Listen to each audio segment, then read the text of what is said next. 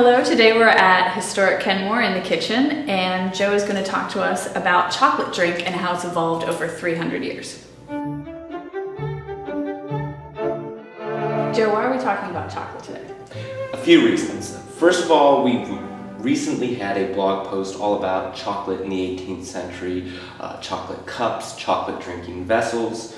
It's also the time of year with Valentine's nearby. A lot of people are thinking about chocolate, and really it has a very deep historical significance. Originally from America, goes to Europe, comes back to America, changes a lot in the last over 400 years since it's been discovered.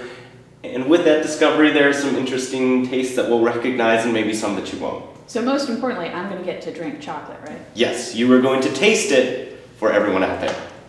Okay, so what kind of chocolate drink did you make for me today? Well, we have 3 different kinds here for you to try, but we will start off first with the most recent one there in the modern mug, so give it a try. So this is like an instant powder mix. Give it a try and then we'll talk about it. Smells great. Well, smells like it has some mix in it. Probably smells familiar. You should be expecting maybe some little tiny marshmallows in there. Yeah, it's a little like watery and has a faint chocolate essence. That sounds about right. This one is going to taste a little bit different. This is going to be appropriate to what perhaps George Washington would have had. It smells richer right off the bat. Oh my gosh, that's much improved. This is going to be a 17th century recipe, so another 100 years before the last one.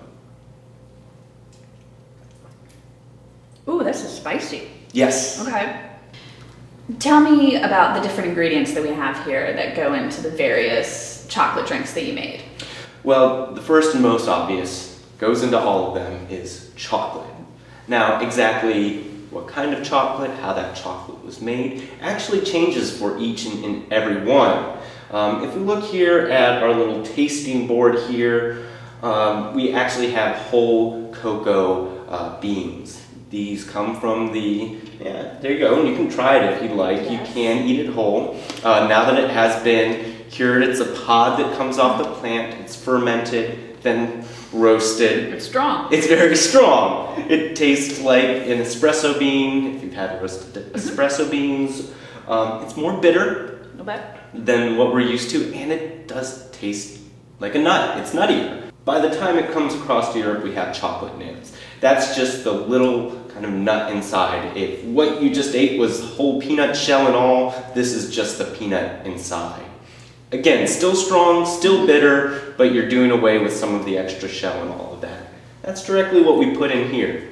It's going to be ground up on a heated rectangular rock slab. It's basically a mortar and pestle. Now, if you're going to be using these cocoa nibs, you also need to sweeten it. There is no sweetness that comes along with it that we're used to. So really what we have in here is these ground cocoa nibs and then flavors they were using in Central America. Some recipes call for 2 whole long dried chilies.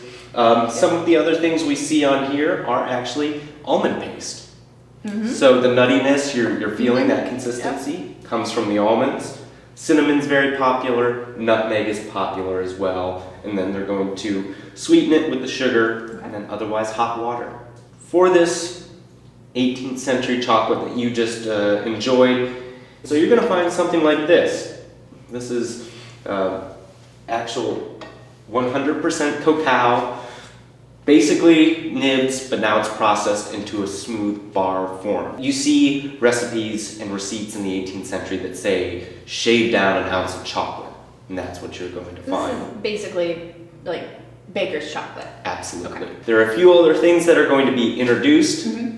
We already have sugar, vanilla is popular, again, cinnamon, nutmeg is popular, almonds are out, spices, depends on the recipe you find. The big change you also probably taste in there is cream. Yes, it's so rich. It's so rich, milk and cream are starting to make their way in. I think out of all 3 of them, I prefer the solid 18th century one better. I think George would have to agree with you. I have to agree with you. 18th century drinking chocolate is the best.